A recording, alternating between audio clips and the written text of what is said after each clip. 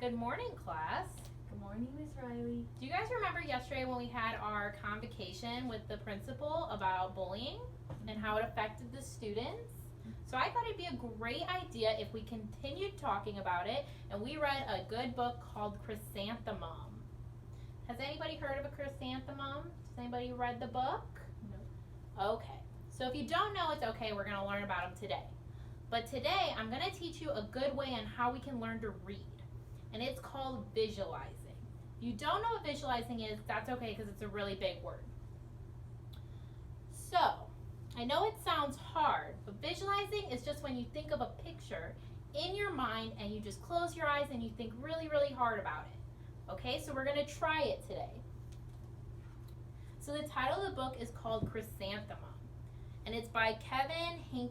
Do you guys know who he is of the book? No. He's called the author. So we're going to read the book by Kevin Henkes.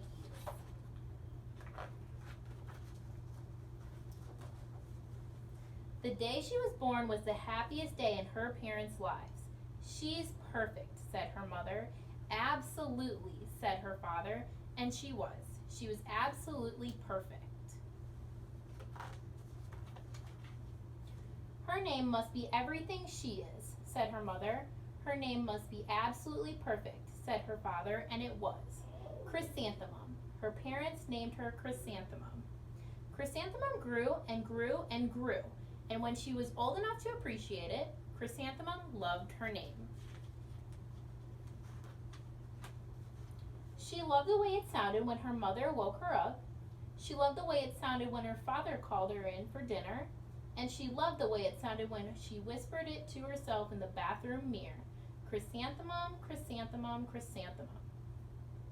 Chrysanthemum loved the way her name looked when it was written with ink on an envelope. She loved the way it looked when it was written with icing on her birthday cake.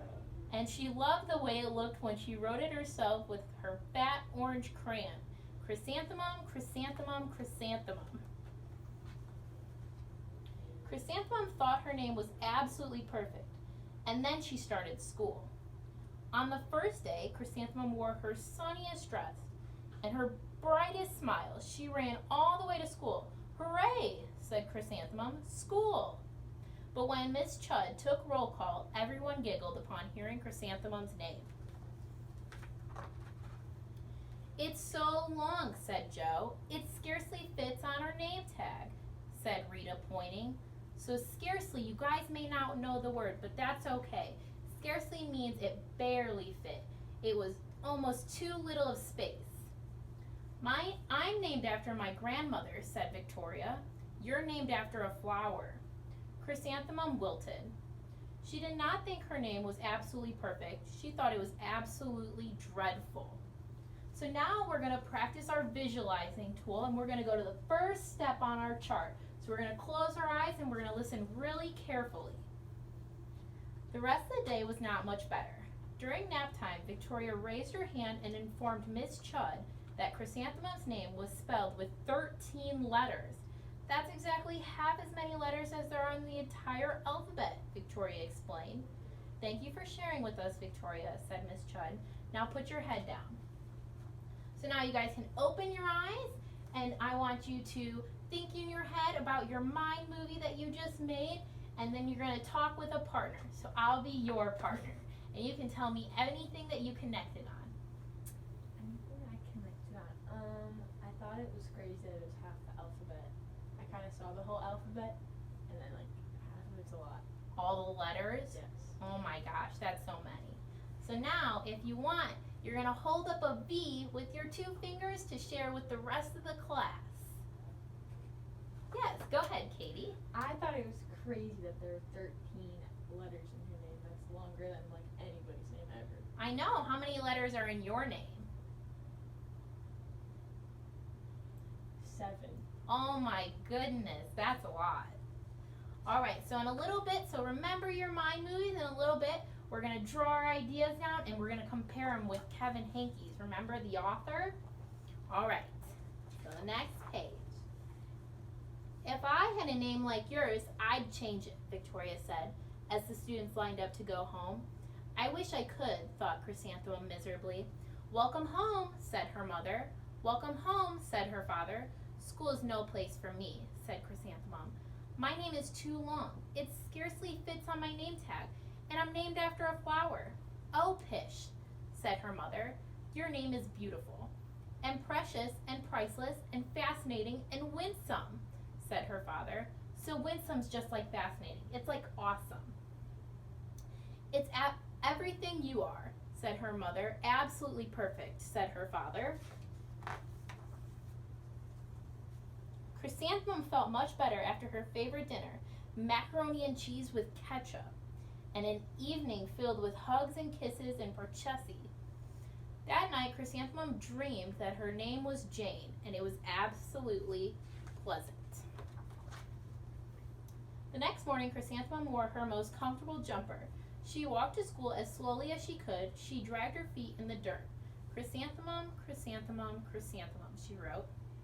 So again, we're going to stop and we're going to visualize. So I want everyone to close your eyes one more time. She even looks like a flower, said Victoria as Chrysanthemum entered the playground. Let's pick her, said Rita, pointing. Let's smell her, said Joe. Chrysanthemum wilted. She did not think her name was absolutely perfect. She thought it was absolutely dreadful. All right, so imagine in your minds and connect to what I just read. So would you like to share with the whole class? You could hold up a V. Go ahead. I picture chrysanthemum as a flower, like a really big, pretty one. Like their mean words like turned her into a flower. Like a rose, and they pluck in the. Okay. The rest of the day was not much better. During nap time, Victoria raised her hand and said, "A chrysanthemum is a flower. It lives in a garden with worms and other dirty things." "Thank you for sharing that with us, Victoria," said Miss Chudd. "Now put your head down." "I just cannot believe your name," Victoria said as the students lined up to go home. "Neither can I," thought Chrysanthemum miserably. "Welcome home," said her mother. "Welcome home," said her father. "School's no place for me," said Chrysanthemum. "They said I even look like a flower. They pretended to pick me and smell me." "Oh, pish," said her mother. "They're just jealous and envious and begrudging and disconnected and jaundiced," said her father. "Who wouldn't be jealous of a name like yours?" said her mother. "After all, it's absolutely perfect." Chrysanthemum felt a trifle better after her favorite dessert, chocolate cake with buttercream frosting, and another evening filled with hugs and kisses and parchesi. That night, Chrysanthemum dreamed that she really was a chrysanthemum. She sprouted leaves and petals. Victoria picked her and plucked her the leaves and petals one by one until there was nothing left but a scrawny stem. It was the worst nightmare of Chrysanthemum's life. Chrysanthemum wore her outfit with 7 pockets the next morning. She loaded the pockets with her most prized possessions and the good luck charms.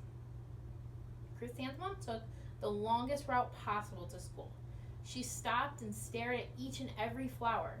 "Chrysanthemum, chrysanthemum, chrysanthemum," the flowers seemed to say. That morning, the students were introduced to Miss Twinkle, the music teacher. Her voice was like something out of a dream, as was everything else about her. The students were speechless. They thought Miss Twinkle was an indescribable wonder. They went out of their way to make a nice impression. Miss Twinkle led the students in scales. Then she assigned roles for the class musical. Victoria was chosen as the dainty fairy queen. Rita was chosen as the spiffy butterfly princess.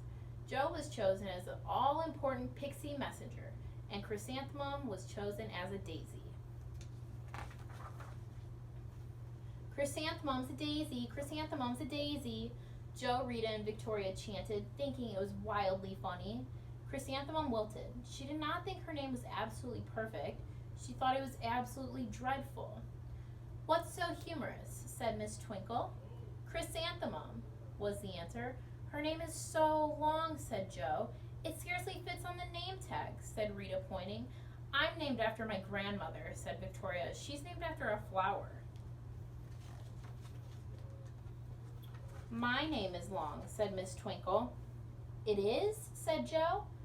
My name would scarcely fit on a name tag, said Miss Twinkle. It would? Said Rita, pointing. And, said Miss Twinkle, I'm named after a flower, too. You are? Said Victoria. Yes, said Miss Twinkle. My name is Delphinem.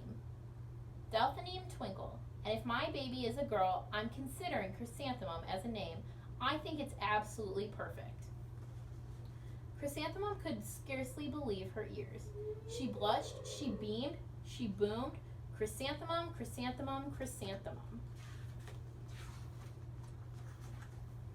Joe, Rita, and Victoria looked at Chrysanthemum longingly. Call me Marigold, said Joe. I'm Carnation, said Rita, pointing. My name is Lily of the Valley, said Victoria. Chrysanthemum did not think her name was absolutely perfect. She knew it. All right, so now that we read the story of Chrysanthemum, who liked the book? Okay, do you guys remember your mind movies? Okay, so now what we're going to do is we're all going to go back to our desks and we're going to draw out what we thought of in our mind, and then we're going to compare it to Kevin's thoughts. All right?